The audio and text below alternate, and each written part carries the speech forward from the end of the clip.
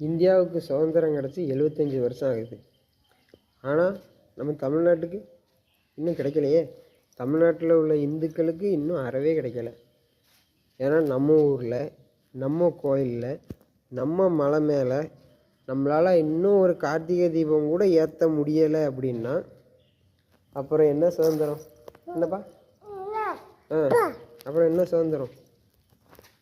திருப்பரங்குன்றத்தில் இன்னும் நம்மளால் ஒரு எங்கேருந்தோ வந்த ஒரு மதத்துக்காரனுக்காக நம்ம கோயிலில் நம்ம இன்னும் கார்த்திகை தீபம் ஏற்றக்கூடாதா? வருஷத்தில் ஒரு நாள் ஏற்றுறது, அதை கூட ஏற்ற விட மாட்டிங்களா? ஆங்கிலேய ஆட்சியில் கூட ஏற்ற விட்டாங்க, அது கூட ஒன்றும் பிரச்சனை இல்லை.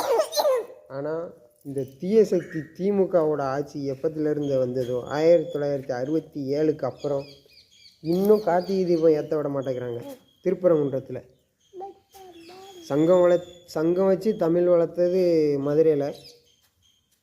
தமிழ் கடவுளுக்கு மதுரையிலே மதிப்பில்லாமல் போச்சு. முருகன் தான் காப்பாற்றணும்.